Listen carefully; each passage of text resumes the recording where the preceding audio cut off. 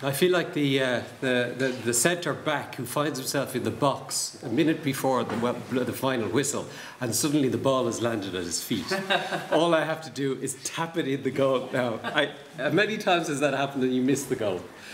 Because what Joe has been talking about is exactly what, it's just almost a forerunner of what I've been looking for. And I'm going to suggest some policy frameworks that need to be put in place for us to deliver this, which is the biggest challenge that human society has ever faced. It is the biggest construction project in history. It makes the rebuilding after the Second World War look like a cakewalk. That's what we're about to take on board. And if we get it wrong, we're only going to get one chance to do this right. We should take a little bit of time and explore what we're doing, get some evidence and put together a framework that is evidence-based before we start bludgeoning into this project. It's huge. Just to give us a little bit of a background of where I'm coming from, we're now in the 4th year of our Masters in Retrofit Technology at DIT.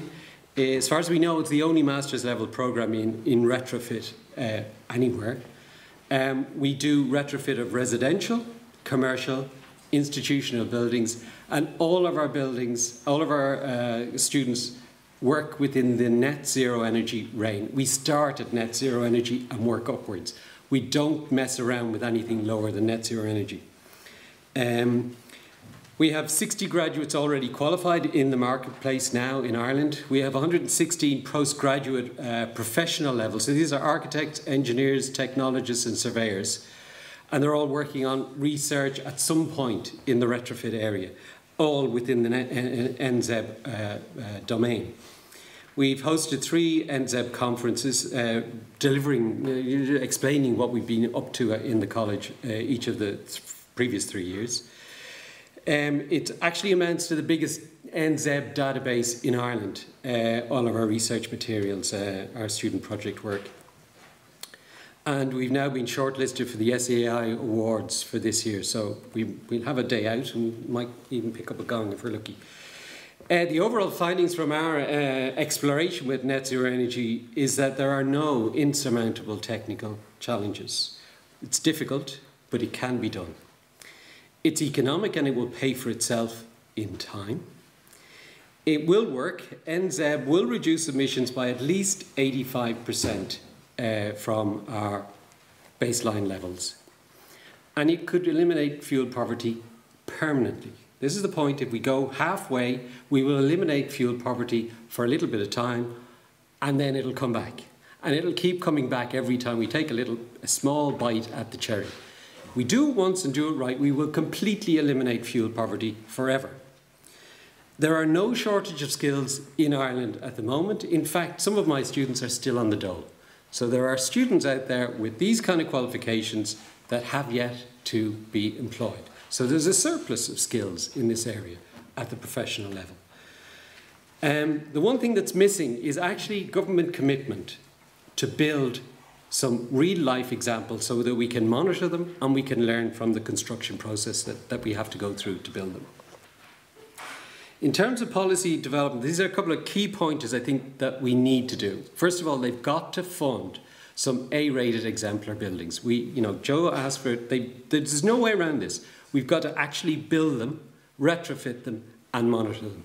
Nothing else will work. Nothing else will prove the policy.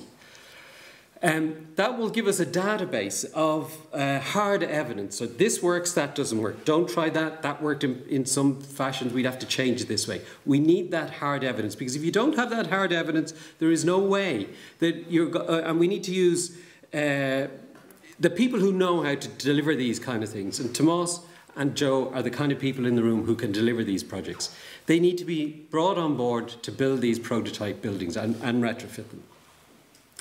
We need a policy that actually doesn't look to 2020. 2020 is only 6 years down the road. By the time we've trained people to do this, 2020 will have gone.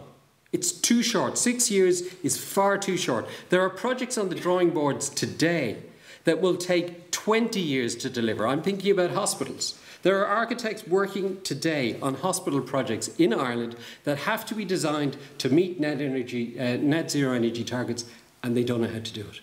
So 6 years in the life of building construction is a very short time.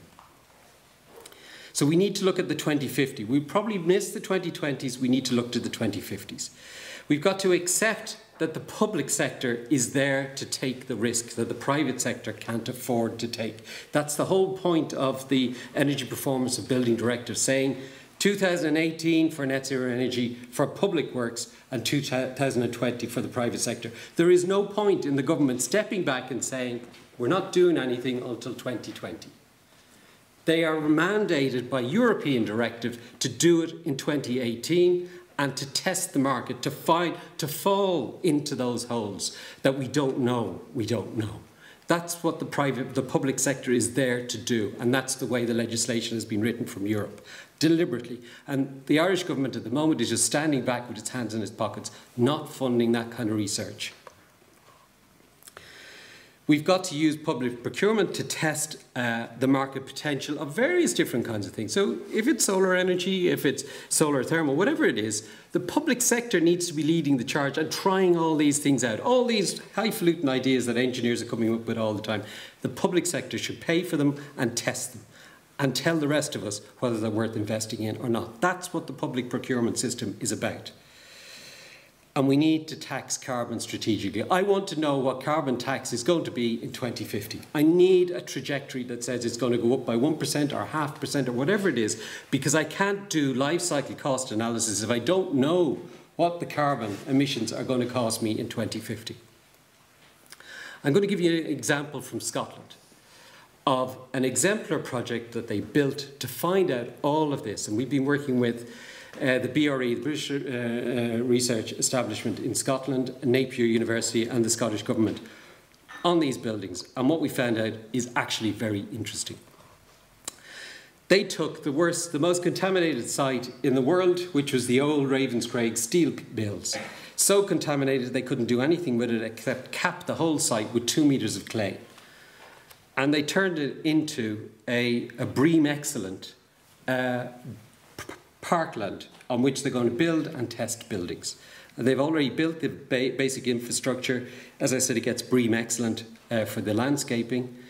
They put on an interpretive centre where there's lecture facilities and that kind of stuff, office facilities for them. They've got the first 3 buildings on the site that they're monitoring. These were built by private developers who wanted to test their buildings and have BRE validate their results. And they came along and they decided that actually what we really want to do is look at one of these buildings in Scotland. They have this house type which is 4 apartments, 4 2-bedroom apartments in a single block. It looks like a semi-D. 2-bedroom on the ground floor, 2 2-bedrooms on the ground floor and 2 2-bedrooms above it. And they're called 4 in a block apartments. And there are 280,000 of those units all over Scotland, and every single one of them, people are in receipt of benefits for fuel, they're in fuel poverty. So they're extremely badly constructed. And typical, it looks like a semi-D. The thing that attracted me was that the construction is exactly like an Irish semi-D. Timber floor, raised timber floor on the ground floor, intermediate timber floor, timber roof, and cavity wall construction. Basic standard construction. They perform terribly for sound as well. But this red blob is where they built one of these blocks from scratch. From foundation, they recreated one of these blocks and then they retrofitted these blocks in 4 different ways. And that gives them 4 different ways of doing these retrofits and finding out, how to do it and what they did wrong. And the basis of this will inform Scottish public policy. That seems to me the logical way to approach the problem.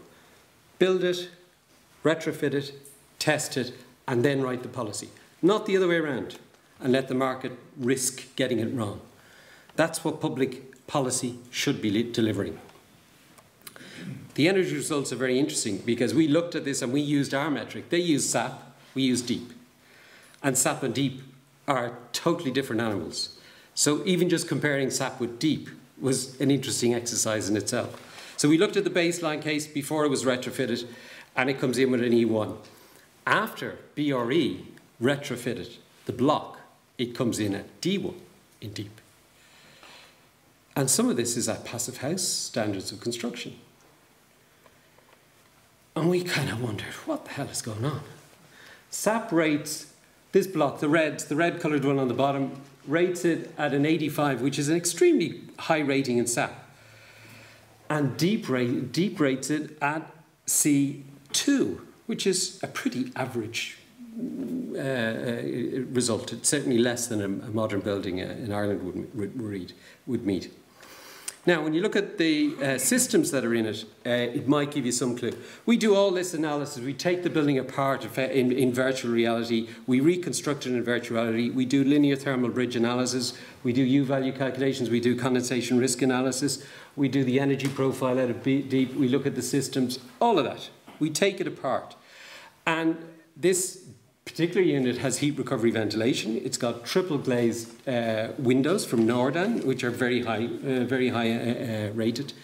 It's got an all-electric nitrate heat system, which has a big cylinder that heats up, and you take heat from that to run the radiators from it or to deliver hot water. So there's an instantaneous. There's no storage of domestic hot water. There's a storage cylinder which is a heat store that's used to run radiators and then used to heat water instantaneously. So very efficient system. U values on the main walls are down to 0.22, so they're pumping the cavity with 100 ml of bead and 100 ml of wood wool slab on the inside of the wall. So they're getting a 0.22 rating, very close to our backstop of 0.21. We look at the next one, the one above it, and it gets a slightly less rating of 83 in SAP, but in deep, it's an A2. The construction is identical. Wall U value, ceiling, floor, all exactly the same from the ground floor unit to the first floor unit. The only difference is the systems. In this case, there's an air source heat pump and just a standard hot water cylinder. And it's also got a PV. You know, notice the green bar there is the negative minus 4,000 kilowatts per year is the effect of a PV panel on the roof. So this is actually designed to do what DEEP wants you to do, which is to spend a whole heap of money on heat pumps and solar panels and not really worry too much about the fabric. So the difference between these two is just engineering systems. The fabric is exactly the same. One gets a C2 rating and the other gets an A2 rating. And it's just down to what's being plugged in by the electrician. So we set the students a task of taking the baseline building up to our net zero energy standard. So that's baseline, that's BRE retrofit, and that's what the students in Bolton Street did. These are all postgraduate students. And they haven't actually built this, but we're hopeful that BRE will implement one of these and test it. So I'm just going to take one. We have 20 of these schemes on that particular building. I'm just going to take one of them and show you the lessons that we learned by retrofitting it to A2 and avoiding some of the bling issues. So instead of the original wall has a U value of 0.12 or 1.7, then the retrofitted BRE retrofit is 0.22, and our retrofit is 0.11. So we've got a thicker bit of insulation, which is mostly air, on the outside of the building, rather than a thinner bit of insulation, which is mostly air, on the inside of the building. Not a huge difference in cost when we actually looked at it between the two.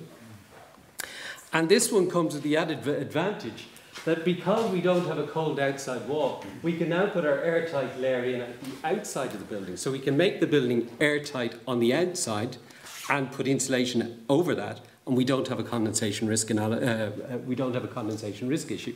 Had we put more insulation on the inside, we would begin to be getting an interstitial condensation risk developing in that wall. In terms of the systems, all electric. We're going to plug in 3 radiators with electronic controls. We're going to do instantaneous water heaters in the bathroom and the kitchen. It's all mains fed electricity. The total cost of that installation is less than 1,200 euros. To back up that and simply to accommodate the requirements of DEEP, we've had to put 5 PV panels per apartment on the roof, but 20 panels will fit on the roof without too much difficulty. In terms of a ventilation strategy, we're using a demand control system. So we have these grills, the blue things are grills in the wall on the outside that open and close depending on the humidity of the air inside the room. And then over the hallway, we've got a fan that speeds up or slows down depending on how many of these are open to ventilate the apartment outside. We only allowed them to expect an air tightness of 1 air change per hour. We didn't allow them to go below that. We didn't allow them to go to passive house standards. So this is not passive house standard, maybe retrofit standards for a passive house level. But in this case, there's no internal works required to achieve the air tightness layer. It's all done on the outside of the building for cost and for disruption reasons. Again, the system's looking at where it goes. So obviously, our U values are 0.11. We've done all the risk analysis. This is the systems, and that's the energy balance over the side. And then there you got your A2 BER rating. We did a sustainability assessment in accordance with BREEAM, and we got BREEAM Outstanding. Every single one of them got BREEAM Outstanding because we're saving so much energy. And all you need to do then is a little bit of rainwater harvesting or a little bit of rainwater management, and you're in BREEAM Outstanding territory. In fact, BREEAM is just too easy. LEED is just too easy. We need more difficult metrics on sustainability. We then did an investment appraisal, and we did a complete bill of quantities for the retrofit, working with a quantity surveyor and using BIM to extract the quantities from the model.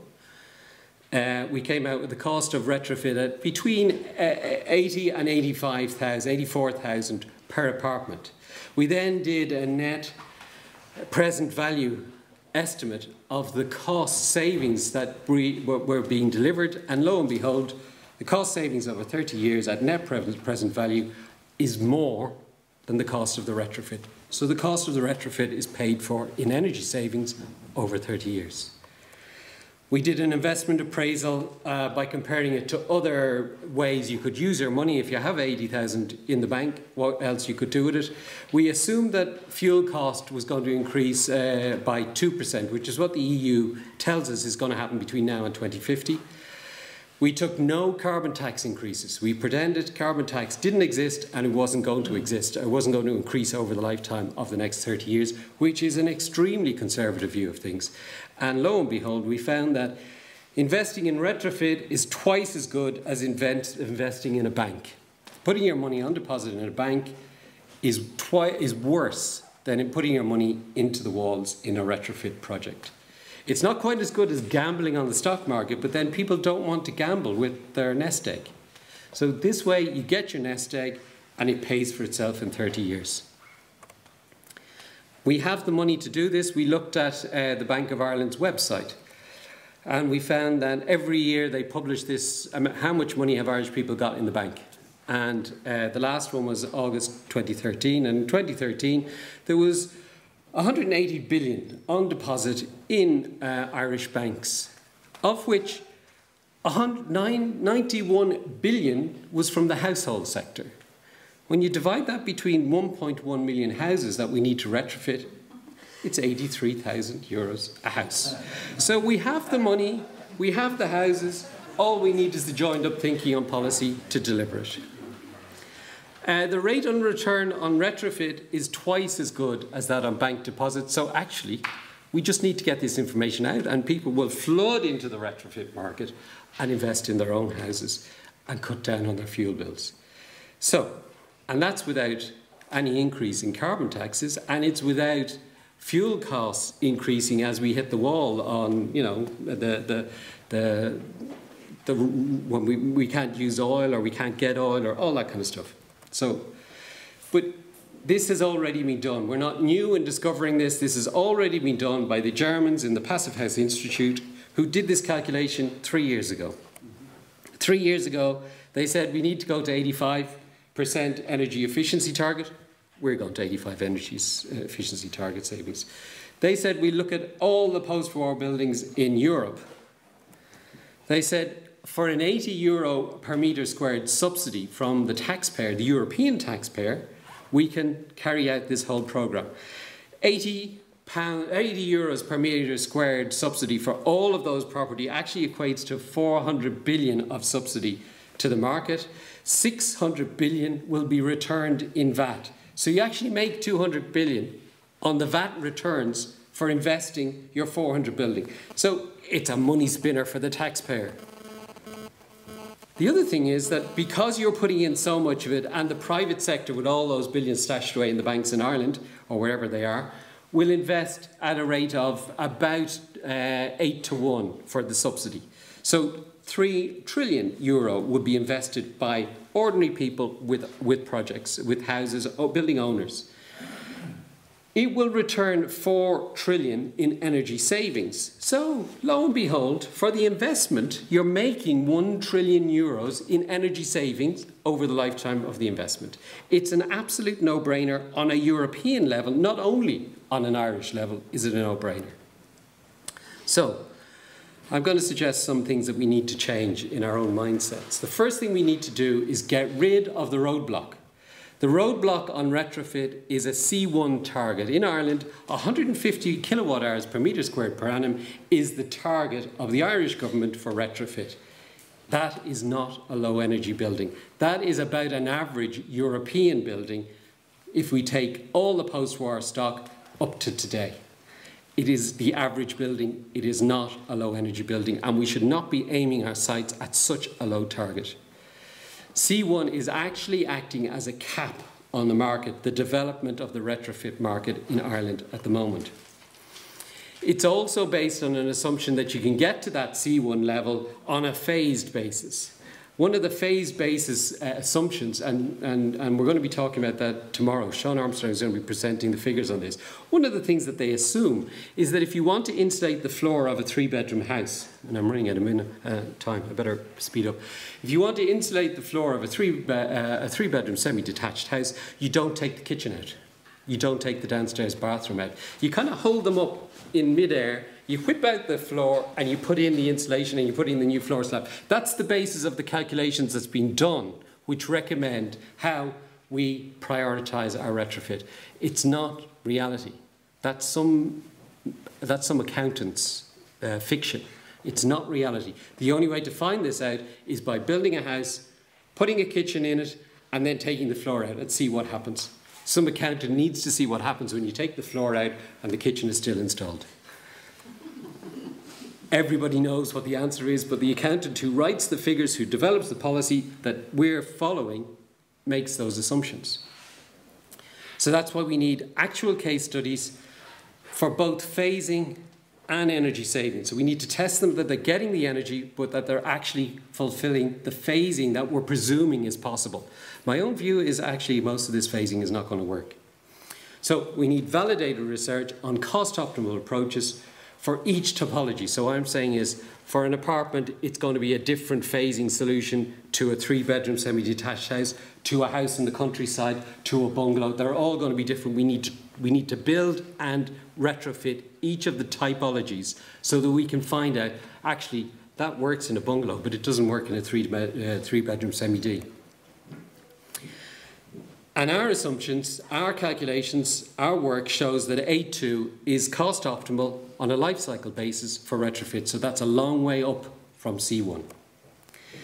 Now, I'm going to suggest a couple of exemplars that I think we should start off with. These are the kind of two really front of house things that we should do. First of all, we should build 2 sets of semi-detached houses, 4 houses, in a field somewhere, and call it a research park. DIT will provide the land. We've got loads of land up in Grangecorn. We'll be happy to do it. We will design the retrofit and we will monitor it. The costs we're talking about are small beans.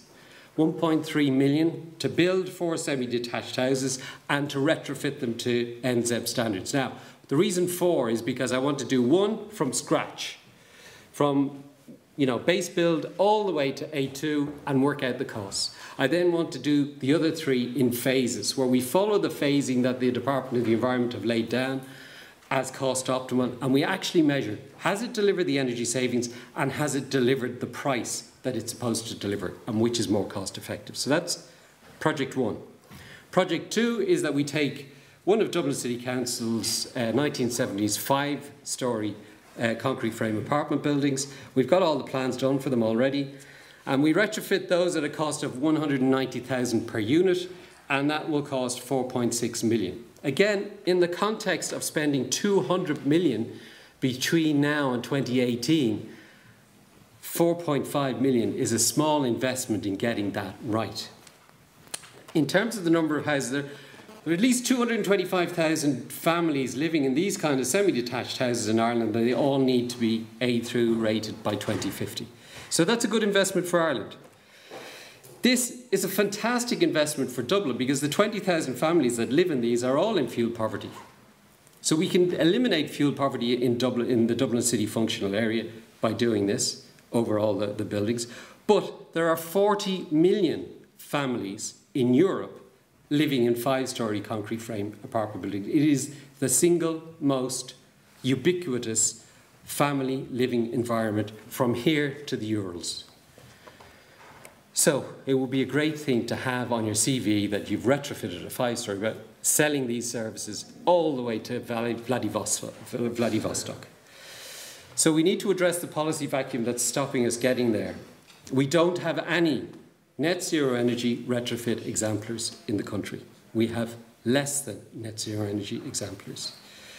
There is no hard evidence because of that on which to base Irish policy on. So it's impossible to get the kind of political support for your decision making if you can't prove to a politician that actually this works. If it's theoretical, they won't want to listen to it. They're thinking about the next election. We need the exemplar, we need the data, and we need to prove it to the politicians. If we don't do it, and we're looking like we're not going to do it, we will just end up spending millions on fines for failing to meet our Kyoto commitments. So not only is it a win-win-win if we do it, if we don't do it, it's a lose-lose-lose. So there are carrots and sticks involved here. And if we start paying fines for failing to meet our Kyoto commitments, we're going to have less money to fund fuel allowance for people who are in fuel poverty, and fuel poverty will increase. So not only are we locking our population into spending more and more on energy, we're making sure that nobody gets out of fuel poverty by following where we're at so far. Okay, I'm going to just suggest things that need to happen in the building regulations. So I think there should be two sets of building regulations, residential and retrofit. I have no problem with the distinction between the two. For new build, it's A3. That's currently the position. For retrofit, it's almost nothing. And I'm thinking we don't need to change that an awful lot. I think we just need to go to A2 for residential new build. But for retrofit, I'm suggesting that it should be A2 as well. So one set of rules for how to get there, but actually one is voluntary, the other is mandatory. You get there as you see fit and let the market take you all the way to A2. Because that's the standard that the DOA roadmap says is net zero energy A2. In terms of the next generation of the building regulations, I think it's 2016 we're due to have these. The bit that starts about existing dwellings should simply say if it's 25% of the surface area, and that includes window replacement in most cases, it should be required to bring the whole building up to A2, and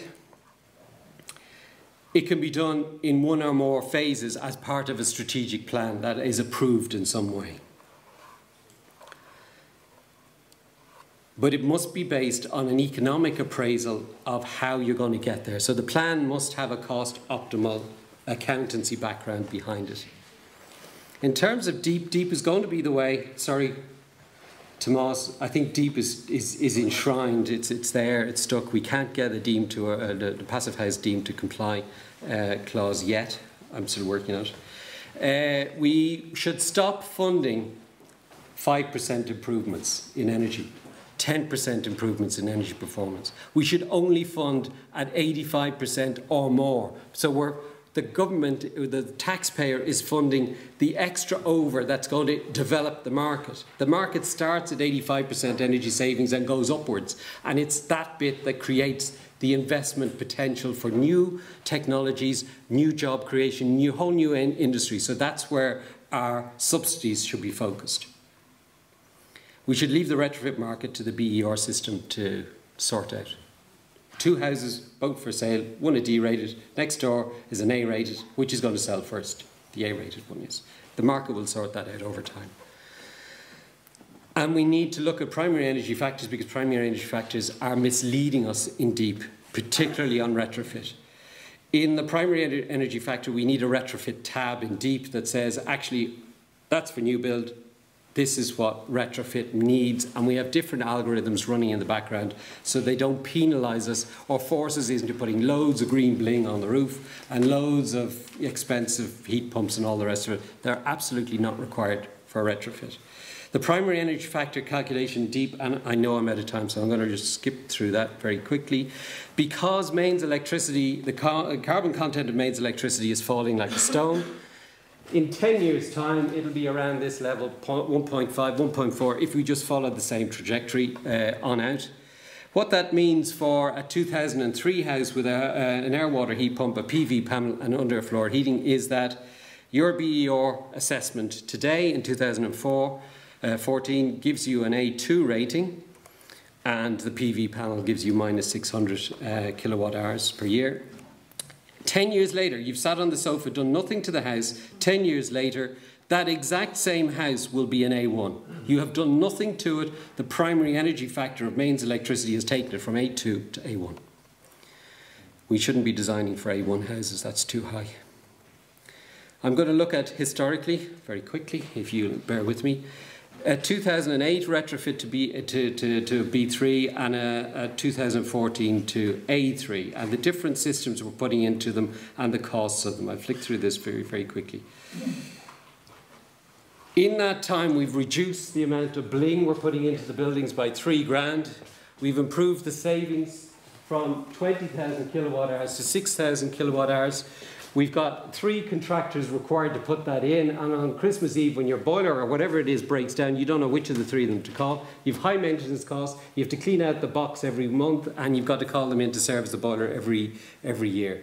On this one man puts it in a week and a half, and it's a low maintenance system. So we're improving. We're putting less bling in, and we're getting more buck, because we're putting more of the money into fabric and less of the money into systems. Now I'm going to look forward to 2016. You know my new building regulations in 2016 is going to have all of that. And 2 different buildings, a rural new build and an urban new build. And I'm going to quickly just go to the results. We can reduce the cost because we're going to spend much less money on bling. We don't need the PV array at all. It's a diminishing return. It's only there to get our CPC. It's not there for our energy performance. It's only there for our carbon performance. And as mains electricity gets more and more green, the solar panel becomes less and less effective at meeting the deep requirements. So we actually should cut to the chase and go straight to this one and forget about all the steps in between, because this works. So we're spending too much on renewables. Fabric measures are better long-term. The Passive Housing Institute have been telling us that for 20 years. We need a national target for air tightness. Absolutely crucial, and it's got to be 1 or less. Just go for it. We need it for all new build. We're losing too much heat out through drafts. We need to do life cycle cost assessment for all the renewables we're putting into buildings. At the moment, we're only doing renewables to get our CPC in deep. We're not doing it for any other reason. And we're assuming paybacks, like the solar panel, that actually may not materialise. We don't have the data, we don't have the strategic information to do a life cycle cost analysis on all our renewable energies, because the government hasn't told us where carbon tax is going. We need that to be able to do the sums. The EPA is telling us that we're not going to meet our 2020 commitments on carbon. SEAI are telling us that we're going to start burning more fuel, more coal next year, and it'll increase all the way to 2020. These are crazy notions. Carbon taxes are inevitable to correct those 2 things and actually put a value on carbon that we're pushing up our chimneys or whatever else we're pushing that, so that we control the use of energy. The carbon emission policy hasn't been stated, it's kept secret, and it's retarding the development of the market, particularly in renewables. Now, you need to be able to decide whether over 25 years you're going for a wood chip boiler or a PV panel. It's a 25-year decision. You need to know where policy is going so you can balance up and find out which of those you're going for. We need that. So What happens, this is just a little example of what happens if we start off with an A3 house and we look at the effective air tightness. So this is an A3, this is a standard Irish house built in accordance with the regulation 6.7 air changes per hour. It gets an A3. If we want to get to an A1, the DEEP will tell you to put this on the roof. You add all that up, stick it on the roof, and you get to A1. Actually, you don't need any of that. If you just got the air change down to 1, you'd automatically go into the A2 category. And beyond that, if you factored in for where mains electricity is going in 10 years' time, so you sit on your sofa for 10 years and do the BER assessment again, you've now got to A1. So you got from A3 to A1, I would say for about €1,000. That seems like really good investment. And it's the exact opposite of what we're told, that the further up you go on the chain, the harder it takes to get there. Actually, no. Be a lot more strategic about it, and it's easy to get to way up there. Now, just to show that this is not just theory, here's a house that I've just completed, and it's in with the Passive House Institute for validation, so we're waiting on our test results. They're all the bling. They're all the bling bits that we have to get. The total. This is a 4-bedroom semi-detached house on an estate in Galway, and it's got a total energy use of 1,800 kilowatt hours per year. That's the space and heating demand. It equates to 14 kilowatt hours per metre squared per annum. The systems that went in there, so the heat pump and a really nice heat pump, really expensive heat pump, and an accumulator tank and a heat recovery ventilation system. All of that together cost 15,000 to put in. The heat pump fits under the stairs, easy to get in. The air handling unit is in just behind the back door, so you can change the filters very easily, and the kit sits out on the back terrace. It took one man 2 weeks to put it in, and it's very low maintenance, and it tells me how much electricity they're using on my phone. We're monitoring this now interactively over the website. The yoke tells me how much energy they're using every day. That's the air tightness. The external insulation is 180 mil on the outside of the building. We pumped the cavity as well. We sealed up all the gaps, and we got a measured air tightness pressurization of 0.4 in retrofit. Wow. In retrofit. This is not that difficult to achieve. And it blows all the arguments about we can't even get to 1 or 3 or 6. We got 0.4 on an existing building, a 1960s building. And 14 kilowatt hours per metre squared. Now, at the moment, Bob is telling me it's 15.7, and I've got to do a lot more thermal bridge calculations, but we'll get it down there. What are we doing as a society? This is what we've got to do. This is half of Dublin City. I just finished the last slide.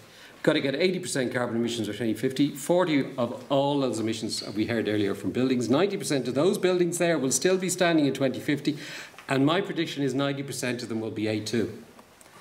That's why I say it's the biggest construction project in human history. But we need an evidence-based policy framework to achieve it. There are many co-benefits. It's not just about energy. There are loads of co-benefits associated with this. And exemplars are required to prove them all. The problem we've got is if you go to one agency to find the money to build an exemplar, they send you to another agency and another agency and another agency. We've got at least 8 agencies of government responsible for funding these exemplars. That's why it's not happening. We actually need a minister for climate change to knock all those budgets together and fund 5.5 million quid's worth of petty cash to build exemplars to actually prove the policy works. Thank you very much.